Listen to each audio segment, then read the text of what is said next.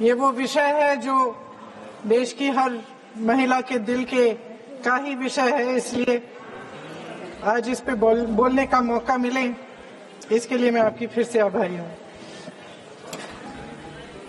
इस विषय का एक छोटा सा बैकग्राउंड बताना चाहती हूँ, क्योंकि प्रधानमंत्री महोदय जी ने अपने भाषण में काफी जिक्र किए कि किसने रोका, कैसे रोका, 30 सालों से कैसे ये निर्णय रोका गया। तो इसका बैकग्राउंड ये है, मेरे सत्ता पक्ष के साथियों को शायद ये बात पसंद नहीं आएगी, लेकिन इसका ऐतिहासिक बैकग्राउंड ये है कि इसकी शुरुआत भी नेहरू नाम के एक व्यक्ति ने ही किया। लेकिन घबराइए नहीं, ये वो नेहरू नहीं है जिनसे आप इतना कतराते हैं।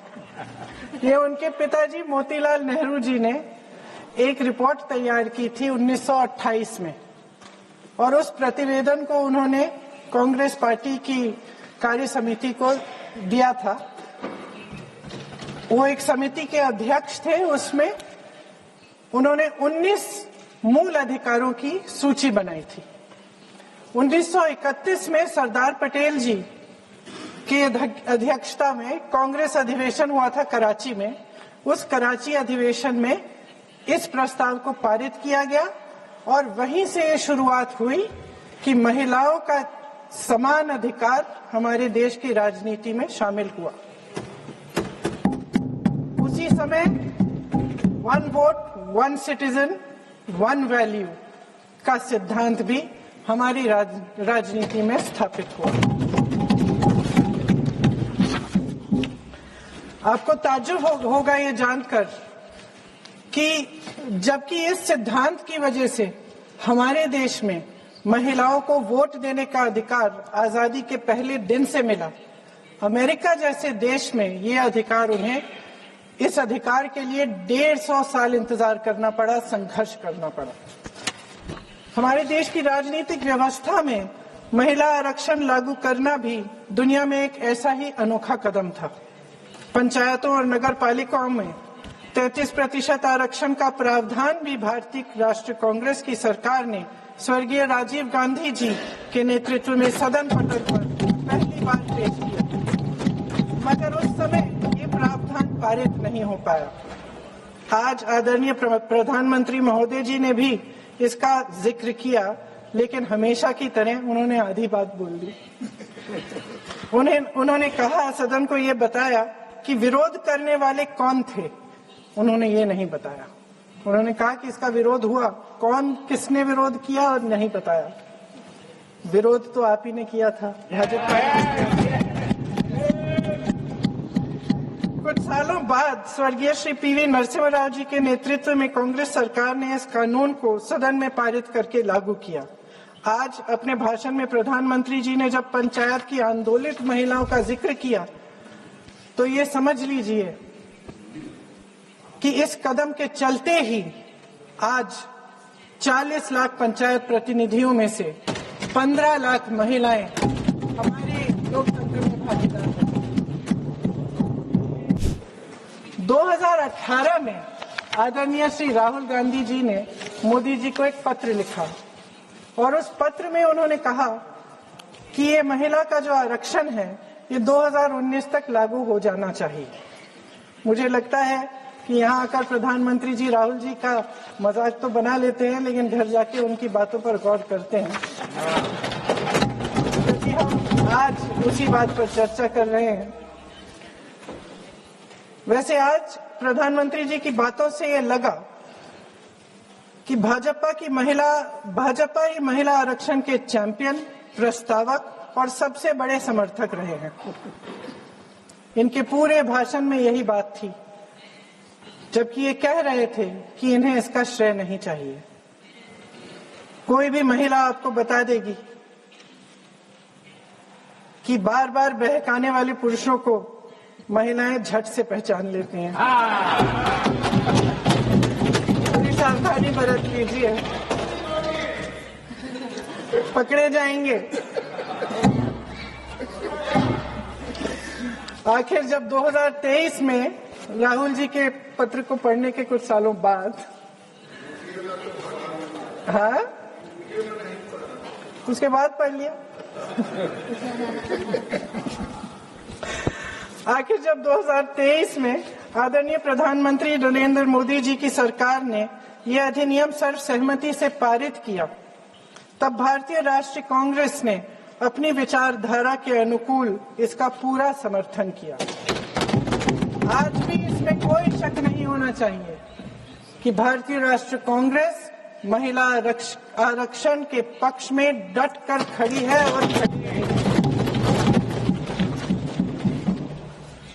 लेकिन अध्यक्ष महोदय, सच्चाई ये है कि आज की चर्चा दरअसल महिला आरक्षण पर है ही नहीं।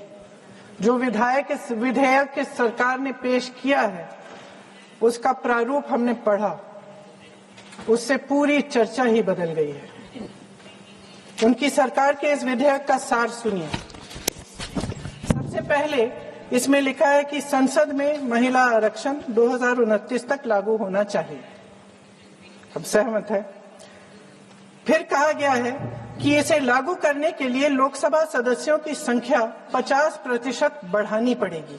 मतलब कि सीटों की संख्या 543 से बढ़कर 850 तक बढ़ाई जाएगी।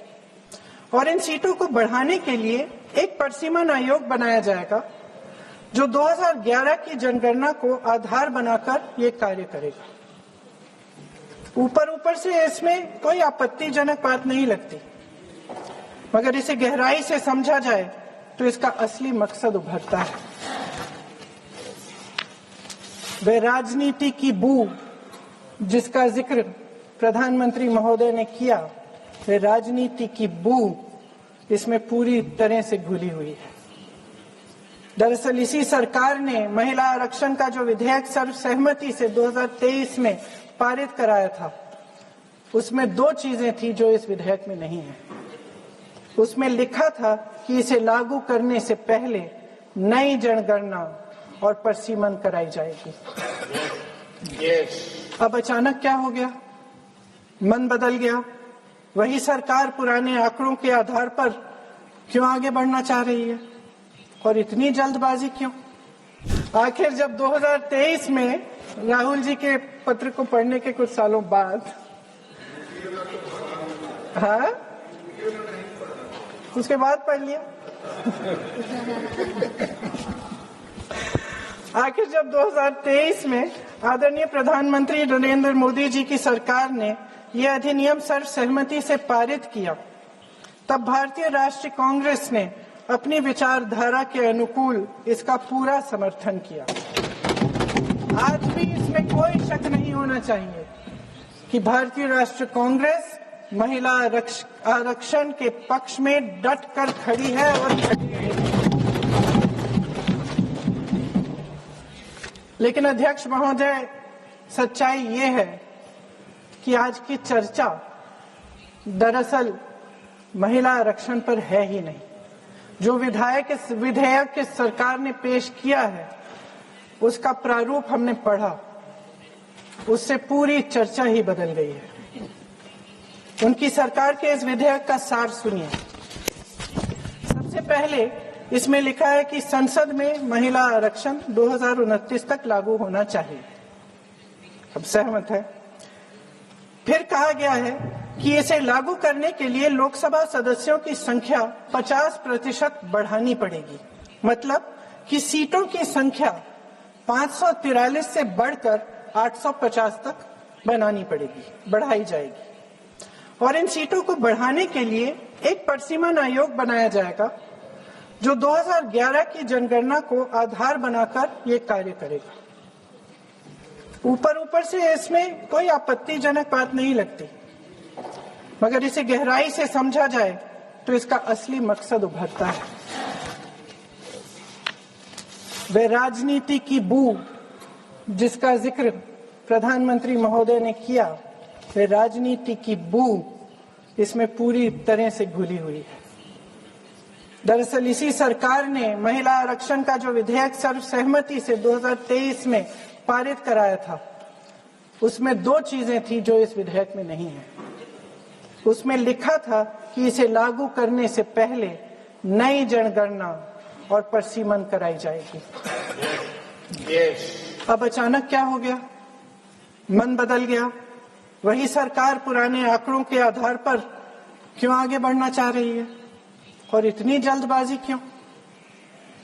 अध्यक्ष महोदय, ये हमारे देश की सच्चाई है कि प्रतिनिधित्व का सवाल जनसंख्या के सवाल से जुड़ा हुआ है।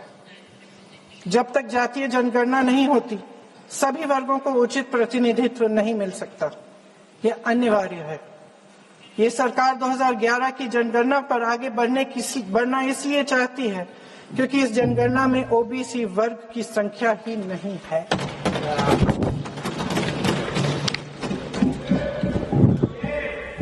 आज प्रधानमंत्री महोदय ने बड़े हल्के में बोल दिया कि इस वर्ग और उस वर्ग के बारे में हम बाद में देखेंगे।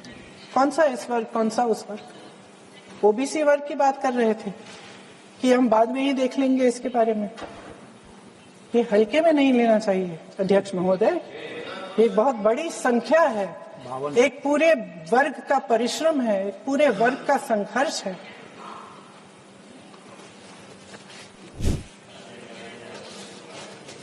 – 2011 की जनगणना को परसीमन का आधार बनाकर प्रधानमंत्री जी ओबीसी वर्ग की ये हक छीनना चाहते हैं। उनके साथ एक बहुत बड़ा अन्याय करने जा रहे हैं। अध्यक्ष महोदय, कांग्रेस पार्टी कभी नहीं होने देगी। हमारा संविधान सबका है। ये देश एक एक देशवासी का है। किसी एक का हक छीनकर इसे नहीं चलाया जा सकता। इस विधेयक में सिर्फ यह अभाव नहीं है, एक और खतरनाक अभाव है। संसद का 50% विस्तार प्रस्तावित है, लेकिन इसके लिए कोई ठोस प्रक्रिया के बारे में एक भी शब्द नहीं लिखा है। आश्चर्य की बात यह है कि इतने बड़े परिवर्तन के नियम क्या होंगे, कैसे किया जाएगा, इसके बारे में पूरे विधेयक में एक भी शब्द नहीं है। महोदय, संसद में भारत के हर प्रदेश की भागीदारी 1971 में निश्चित तौर पर तय की गई थी और इसमें परिवर्तन लाने पर रोक लगाई गई थी, लेकिन इस विधेयक के तहत ये सब बदलने जा रहा है। आदरणीय प्रधानमंत्री महोदय जी और उनके अन्य मंत्रियों के खोखले आश्वासनों के बावजूद यह निश्चित है कि संसद में प्रदेशों के वजन का परिवर्तन किया जाएगा। हमारे लोकतंत्र की व्यवस्था में इतने बड़े परिवर्तन के लिए पूरी प्रक्रिया बनी हुई है, मगर इनकी योजना यही है कि प्रक्रिया को नकारा जाएगा। जिस तरह असम में इन्होंने मनचाहे सीटों को काटा पीटा, विपक्षी दलों के नेताओं की सीटों का विभाजन किया और अपने राजनीतिक फायदे के लिए नई सीमाएं बनाई, उसी तरह ये पूरे देश में इसका मतलब ये है कि परसीमन आयोग में सरकार द्वारा चुने गए 3 जने इस पूरे देश के प्रदेशों का वजूद, देश के लोकतंत्र में उनकी भागीदारी और उनका महत्व तय करेंगे। लोकतंत्र को खत्म करने की शुरुआत तो इस सरकार ने चुनाव आयोग, न्यायपालिका, मीडिया और अन्य संस्थाओं पर अपना पूरा दबाव डालकर शुरू कर ही लिया था, मगर अब लोकतंत्र पर खुला वार होने जा रहा है। अगर ये विधेयक पारित होता है तो समझ लीजिए कि इस देश में लोकतंत्र खत्म हो जाएगा।